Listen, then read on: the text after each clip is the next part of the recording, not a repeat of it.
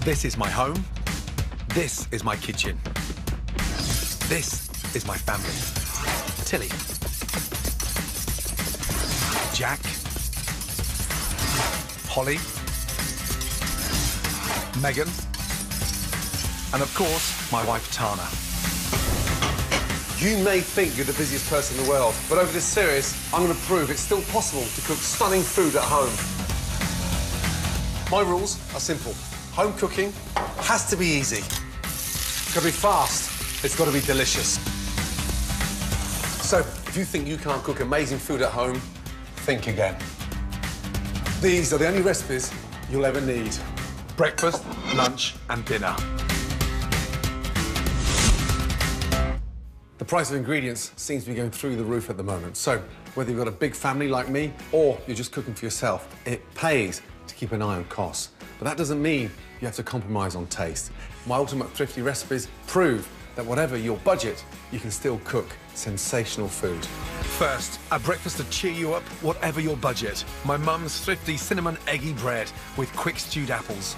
For lunch, on a shoestring, superb smoky bacon, sweet corn and potato soup. It's amazing how cheap the ingredients are that go into this. And helping me cook dinner, a woman who fed her kids like kings even when money was tight, my fantastic mum. I love what you used to do with the leftover oxtail soup. It's amazing how you used to make it stretch for like 5 or 6 dinners. Oh, you don't exaggerate. It's not that bad. Mum and I are cooking a classic thrifty main course of braised oxtail, but with a Chinese twist. And we're sticking in the east with an oriental put. Chili poached pears with star anise dust. Oh, look at that, that's lovely. These are my ultimate thrifty recipes. Breakfast, lunch and dinner. Starting with a breakfast that's cheap as chips, but never fails to delight. Irresistible cinnamon eggy bread with quick stewed apples. I've never forgotten, I think I was about 6 years of age when Mum brought this huge tray of eggy bread to the table. And it was like, wow, Mum, we've died and gone to heaven. Start off with a slightly stale bread. 4- or 5-day-old loaf left over. If it's a fresh bread, then it absorbs too much of the egg, so therefore it gets soggy and you never get it fried and crisp. And if you're not going to use it for breadcrumbs, eggy bread is a must. In France, they call it pain perdu, the lost loaf. Now, eggy bread is great on its own, but serving it with stewed apples is delicious. So the secret here, keep the skins on. There's a lot of flavour in the skin, and also it stops the apple from breaking down too quickly. You get these nice chunks as opposed to a sort of apple puree. Now, get your pan nice and hot and sprinkle a couple of tablespoons of sugar. Take the sugar down to a light caramel. It's quite incredible how cheap it is to make this, and yet it was so filling. If you haven't got apples, this recipe will work pretty much with any fruit you've got in. Don't be scared to mix a pear and an apple, a banana and a pineapple. Just stew it. Lightly toss in the caramel, get a little knob of butter. That makes a nice toffee apple flavour. Really simple. Now, you can see what's happening. The apples are caramelising, but they're staying intact because the skin's on the apple. And the caramel's turned into this nice, rich butterscotch sauce. Once you've glazed all the apples, a couple of tablespoons of water in there. Bring that to the boil and let that cook out. Now, the eggs. 3 whole eggs. Whisk up the eggs. Add about 4 tablespoons of milk. You want the egg thick and rich. And then lightly sprinkle in a couple of tablespoons of sugar. That sweetens up the mixture. And when you start frying the bread, it caramelises it beautifully. A teaspoon of powdered cinnamon. That gives the bread that really nice, spicy deliciousness. Apples are glazing beautifully. And put them on a low heat and get a pan on now for the bread. A teaspoon of oil. That stops the butter from burning. Butter in. As that starts frothing, get your bread in. You've got to be pretty quick now. Now, you don't leave the bread soaking. Drain. And in the pan.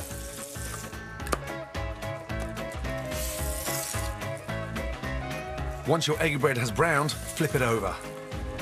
90 seconds each side. That butter gives that nice golden brown colour of that egg. Beautiful. Absolutely beautiful. Quite remarkable, isn't it? A couple of eggs, splash of milk, leftover apples, and all of a sudden you've got this stunning breakfast. Now, my apples, they've all glazed beautifully.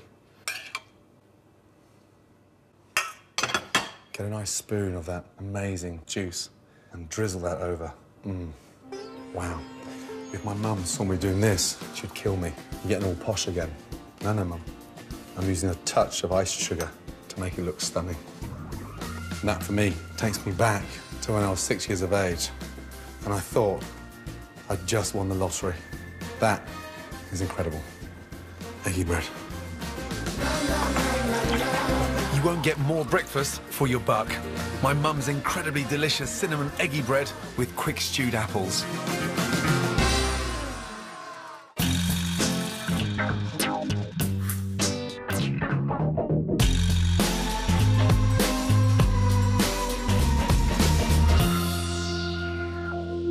Knowledge is crucial if you want to make sure you're getting the best ingredients for your money.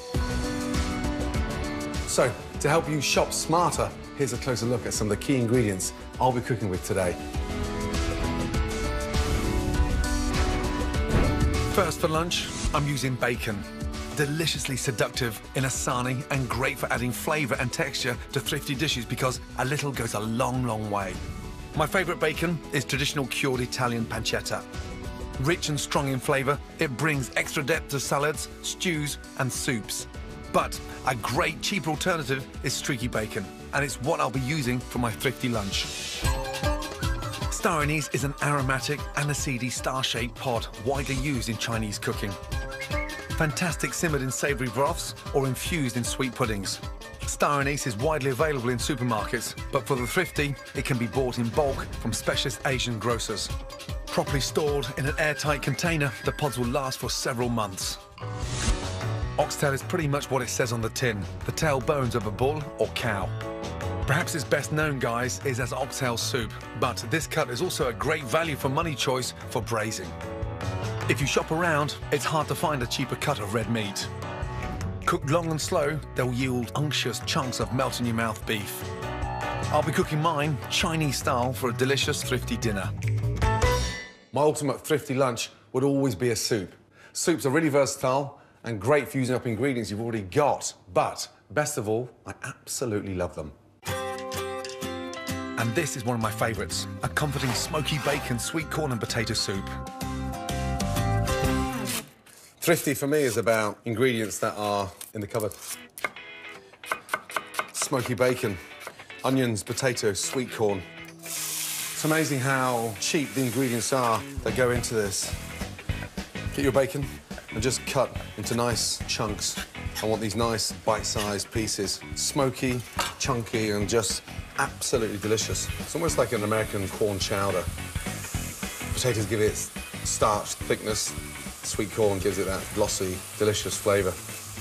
A couple of Baileys. They're always hanging around. If they're not in your cupboard, they're on someone's drive, so ask to borrow them. They are so powerful, and it goes brilliantly well with the onions and the bacon. Baileys in. A couple of potatoes. It's incredible how far you can stretch something out, especially when you bulk it with potatoes. Slice them and dice them. Nice and chunky. Soups are a fantastic way to use up leftover veg or meat that might otherwise go to waste. And if you make it in bulk, freeze it in individual portions and save on lunches throughout the week. So you can see already how hearty and robust the soup is. It's a delicious combination. Onions, bacon, potatoes, and now some fresh leeks. Open up the leek into 4. Give that a nice wash. Leeks often have soil left in their tops, so it's important to clean them thoroughly. Start sweating that down. We haven't even got the corn in there yet, and already it's looking and smelling incredible. Add salt, but remember, you've got bacon in there, which is salty, so proceed with caution. Really important to sweat those potatoes off. I love getting that flavour from the smoky bacon in with the potatoes. Now, once the leek is sweated off, cream corn. A popular side dish in the States, cream corn is made from fresh, frozen, or even tinned corn, cooked with onion, butter and cream, and can be bought ready-made. That starts to give the foundation for the soup. After the cream corn, add the sweet corn. Then, your stock.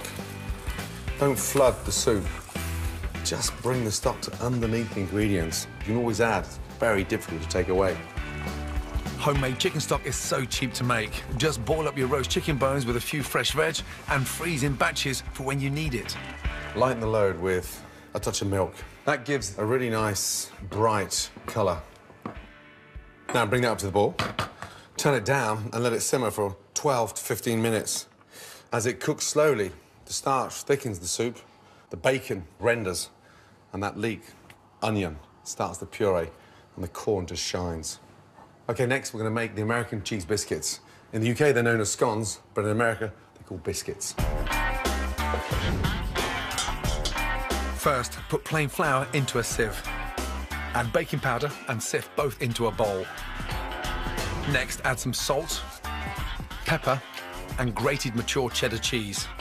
Mix the dry ingredients, then make a well in the centre. Pour in double cream and gently combine with a wooden spoon. Turn your dough out onto a floured surface and knead for a few seconds only. If you overwork it, your cheese biscuits won't rise.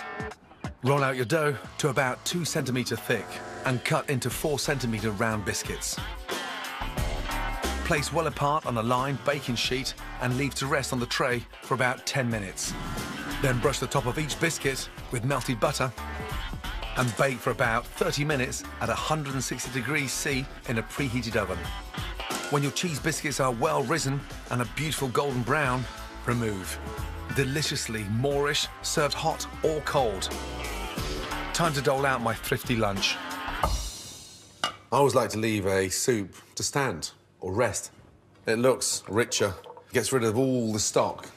I like to have 2/3 ingredient, 1/3 of the stock, so it looks like a nice, delicious, chunky soup. Into the bowl.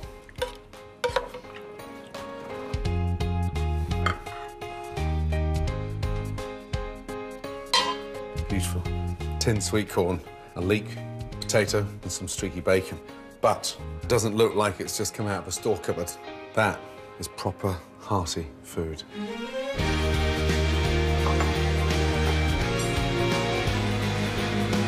Served with my American-style cheese biscuits, this thrifty lunch may have been made on a shoestring, but without an ounce of compromise on freshness and flavour.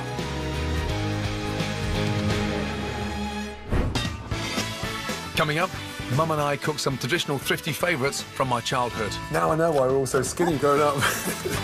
With a few contemporary additions from me to spice things up a bit. Is that nice? What? Oh, jeez. There's one person who knows all about being thrifty in the home kitchen. It's my mum. God, I love you. I love you too. Now, you're going to help me cook dinner and give me some valuable tips on how to save money in the home kitchen, right? I will do. You will do. Yeah. Excellent. See? Easy peasy. For my ultimate thrifty dinner, we're going to make an amazing spicy braised oxtail, followed by a deliciously juicy pudding, chilli poached pears with star anise dust. Now, oxtail was something that we grew up with. Yeah. It's something you do in the morning and put it in the oven because it has to be cooked really, really slow. Yes. I'm going to dust this in flour.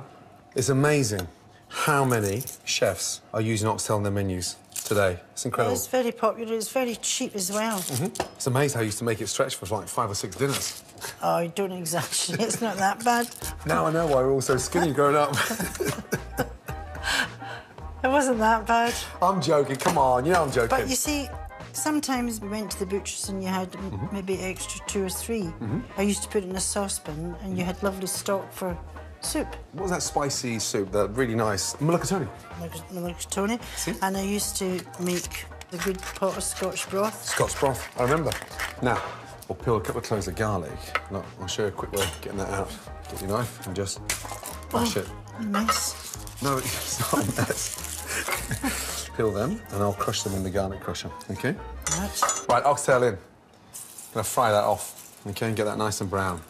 Now, we've all braised it in red wine and sort of chicken stock before, but I want to get this done with a Chinese influence. The Chinese absolutely love cooking oxtail. Do they? You started cooking at home quite early on, right? 17 and a half. 17 and a half. Your mum died quite young. Very young, 26. 26. So who taught you how to cook? Nobody taught you. I think you just learn as you get older. And you learn by your mistakes. And did you enjoy it? Yes, I did enjoy it, yeah. That is a nice vegetable, that. The fennel. Fennel, isn't it? Is that lovely? It's beautiful, yeah. A lot of people don't use it. A lot of them use it in salads, but no one actually cooks it. You just slice that up, Mum. Now, these are nice and brown. Okay. And they look lovely. Yeah. Get the colour on there. You just slice up the chilli, okay? Just slice it down. I'll keep the seeds in there because I want some heat as well. And that's that anise. Star anise, that's right. Yeah. No, I wouldn't have thought of putting that in there. No? No. And one thing you never used to do was work with many spices. There wasn't many Chinese influences. I wasn't very adventurous with spices back then. No. I like ginger, do you? I love ginger, especially fresh. Yeah. Coriander seeds, got a handful. In. Yeah. And soy sauce. I'm quite generous with soy sauce, about 4 or 5 tablespoons. That helps give it that saltiness and a nice dark, rich colour on the vegetables. So as it braises, the meat tenderises quicker. I would never dream of putting fennel in the chilies and that, but it smells lovely. Does that smell nice? And then a little bit of this. This is a What's that?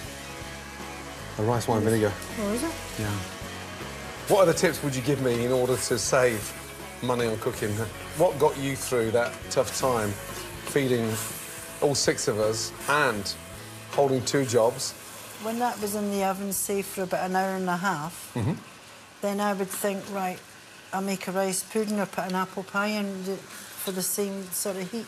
Wow. Use the other shelf in the oven. So you weren't just watching the pennies in terms of the produce, you also cut down the gas bill. Yeah. Wow. Super nan. Yeah, super nan, yeah. Some oxtail back on top of the vegetables. Yeah. Gonna top that up. Is that beef stock, yeah? This or is vegetable stock? no, a really nice chicken stock. Why are you putting chicken stock in with Because it's oxtail? quite a sort of light, fragrant way of cooking oxtail. Because oxtail itself is quite rich. Yeah. Chicken stock's nice and light. Just cover it with stock. Lovely colour, isn't It's it? a beautiful colour. Little taste. Here we Here we go. go. Big deep breath. Okay, Nan? Well, that's lovely. I can taste the fennel in that. Is that nice? That's lovely. What? Oh, Jesus. Damn. Water for Nan. Morn. Take some water, Nan. It's not water, that's It is water. Come on. While Mum recovers from the kick of the chili, to go with my Oriental-influenced oxtail, I'm going to knock up a quick, fresh radish salad. Take a bunch of radishes and separate off the edible leaves. Once washed thoroughly, place half the radishes in the bowl with the leaves. Chop the remaining radishes in half and add them too. Next, peel and finely slice a banana shallot. Add them to the radishes and season with salt and pepper. Dress with a good squeeze of fresh lemon juice and a drizzle of olive oil. Then mix. Radish salad, it's that simple. Next up, dessert. Delicious. Poached pears. I love pears. Ready. So we're going to poach them with a little bit of chilli. Chilli? Never heard of that. A little bit of before. saffron. No? No. Now, pan on. Take off a little slice like that, so they stand up nicely, and then peel. Okay, then. And then the chilli, you hold that up and just go down, Yep. through, and open that up. Okay, into the water. Seeds in as well. Seeds in as well. Oh, hello, Holes. Hi, Holly. What is that smell? It smells so good. We've got the most amazing oxtail in there. Hello, mate. Are you well? Yeah, good thing. Hello, mate. How was your day? So what were you making, Dad? So we're going to poach these pears, a little bit of chilli, water, and sugar. What are they, Holes? Small. It's saffron. It's exactly that. Saffron is expensive, but you only need the tiniest little bit. A little pinch to make that water go light and golden. Star anise. How comes the chilies, you've like sliced it at the end and it's not put in whole? I want all that flavour coming out of the chilli. We're going to make the most amazing star anise dust. Star anise dust? Dust. Wow. So you get your star anise in there, seed up, and then in. See all those little seeds? Yeah. And then you start grinding. little teaspoon of ginger. Give it a nice mix. Thank you, Meg. And that's going to dust the top of the pears once they're cooked. Right, get your pears. Drop them in there.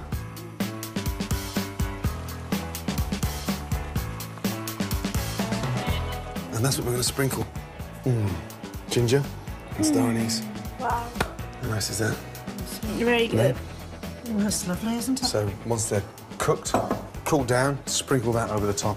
Right, have you guys got homework? Yes. See you guys Come back later. shortly. Thank you. Love you, Dad. Love you, Dad. Love you too. Turn that down and let them boil. Okay. Bye. Thank you, guys. Bye. After an 8-minute simmer, our pears should be ready. Now, just get your knife, Mum.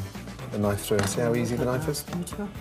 So that means they're soft and cooked. Now, you can leave them in that overnight, 2 or 3 days. All right. And they just get darker and more beautiful. The good thing about the cooking liquor is that you don't throw that away because you can use that again for repoaching. Beautiful.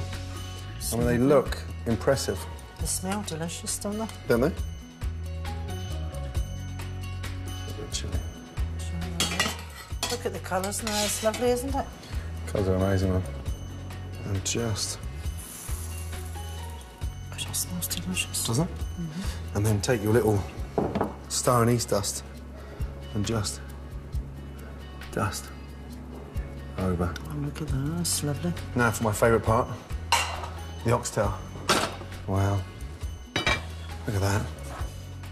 That is beautiful. It just melts in your mouth, doesn't it? I love the way you see that just all See, sliding down the bone. There's no waste in that at all, is No. there? Could you carry that to the table, please, Nan? Yes, I will do. Lovely. And I will grab that. That is beautiful. This is my ultimate thrifty dinner. Sumptuous, slow-cooked Chinese braised oxtail with a light and peppery radish salad, followed by gorgeous chili poached pears with star anise dust. Jack, Holly, Tilly, Megan, look at this. Dying to see what you think.